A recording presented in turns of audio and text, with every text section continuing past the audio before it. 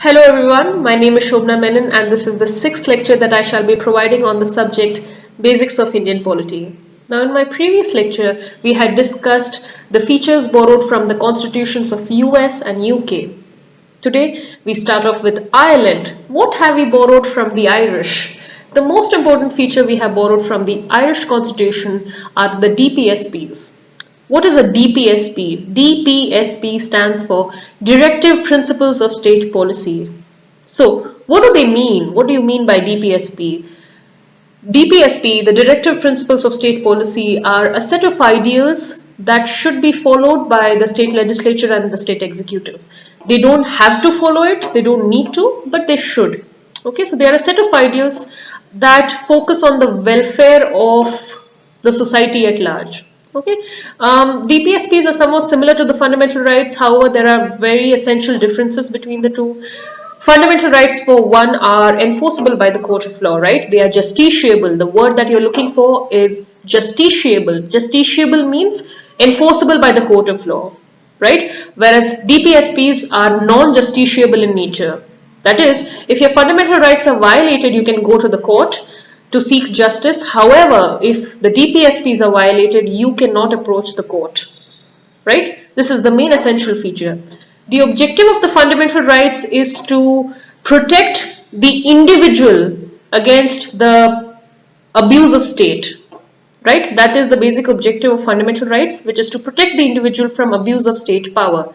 However, the objective of DPSPs is to enable the state to promote welfare measures for the upliftment of the society, for upliftment of the socio-economic conditions of the society, right? So the objective in DPSP is welfare.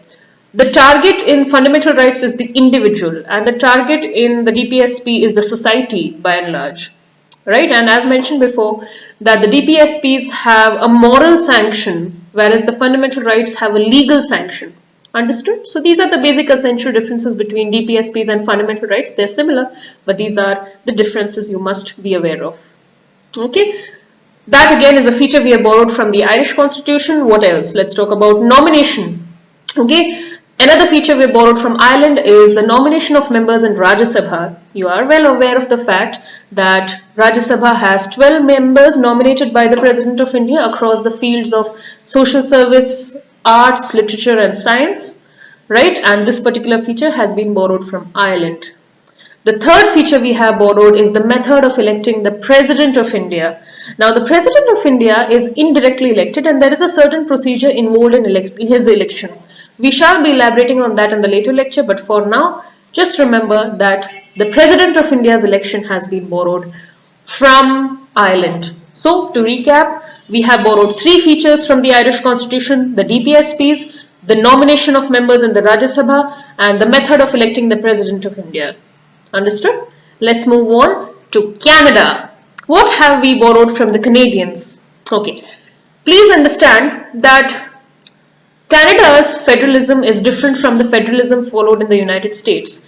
Federalism means sharing of power between center and state.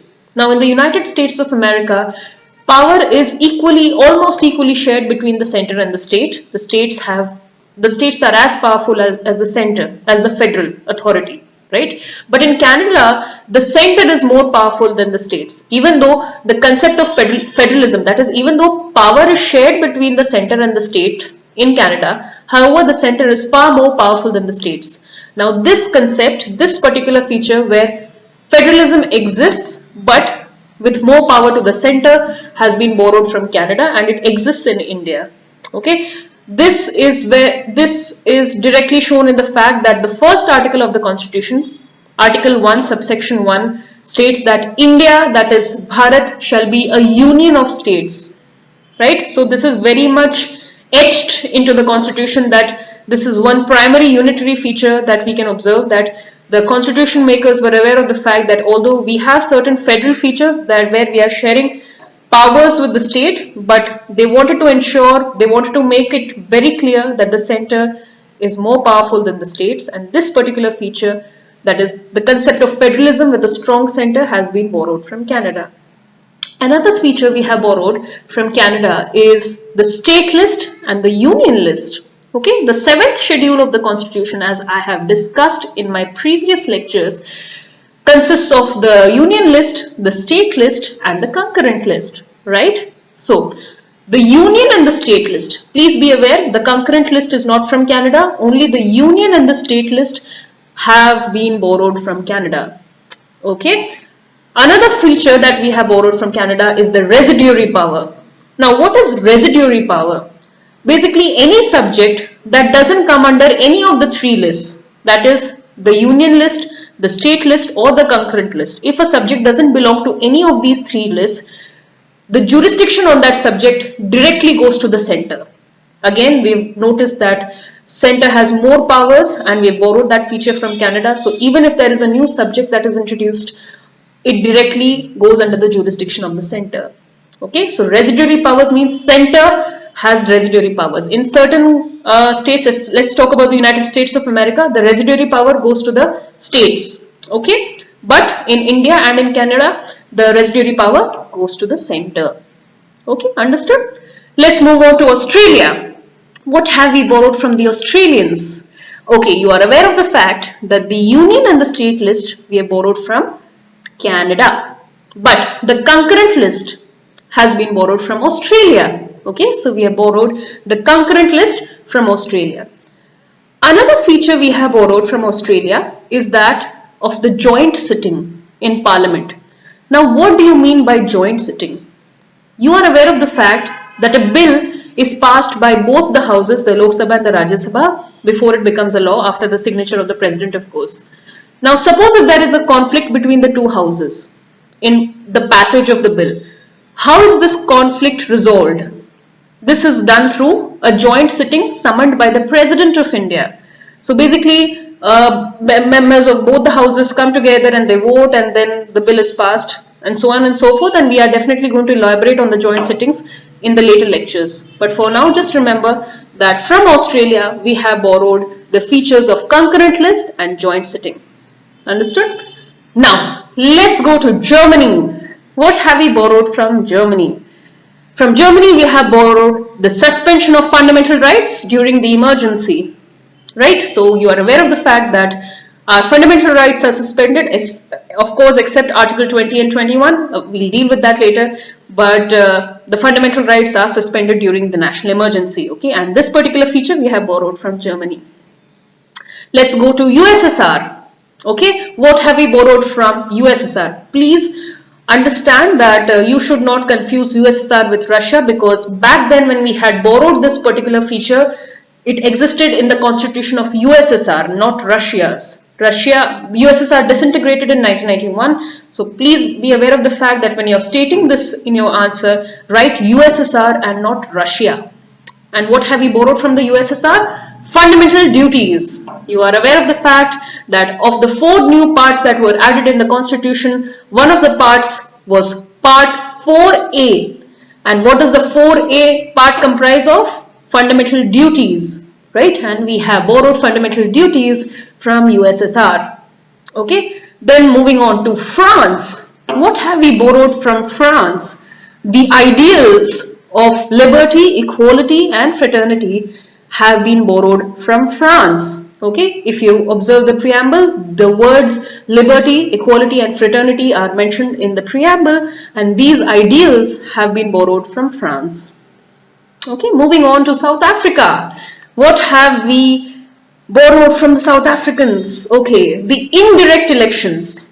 Okay, so please note that the direct elections, the first past the post system, we have borrowed from the UK. The indirect elections have been borrowed from South Africa. Understood? So the Rajya Sabha members are elected indirectly, the Vice President is elected indirectly, the President is elected indirectly, the Vidhan Parishad members are elected indirectly, right? So you must be aware of the fact that indirect elections have been borrowed from South Africa.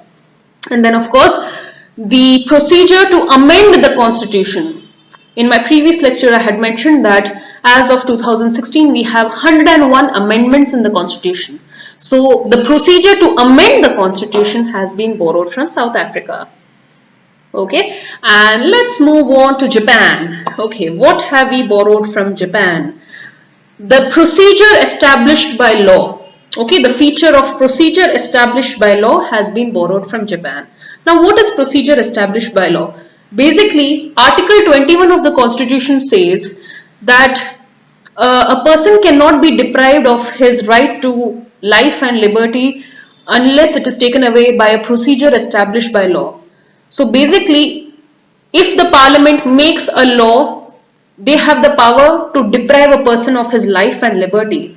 Now that's very, very flawed, right? Because parliament can pass any law and take away a person's right to life and liberty. So that a lot of incidents have happened and we had to change this. Basically the rules had to be followed is what procedure established by law states, and we had to change this because the element of justice, the any law, it was not stated that the procedure established by law should be fair, just and reasonable. In nowhere in this particular part has it been mentioned that it should be fair, just and reasonable. So the law that can be passed by the legislature may be unfair or unreasonable, and it will still be valid because Article 21 states that a person's right to life and liberty cannot be taken away unless it is sort of put forth by the procedure established by a law. Now this particular concept we have taken from Japan. Now we had to change that, and in the recent cases you can see that Supreme Court verdicts are considering another feature which we have borrowed from the US Constitution called the due process of law. Basically, due process of law is procedure established by law, but it is fair, just and reasonable. So the elements of fairness and justice and reason are included in the procedure established by law. So almost you can say the due process of law is equal to procedure established by law plus fairness, justice and reason. Okay, so these three elements are included in the procedure established by law, and there you go, you get due process of law, a feature we have borrowed from the US Constitution. Okay, so keep that in mind. I had mentioned in my last lecture that I will be describing and explaining the due process of law, but for that I had to explain the procedure established by law. More on that later. If there are any doubts, you may reach me on Facebook or email. Until the next lecture, see you. Good day.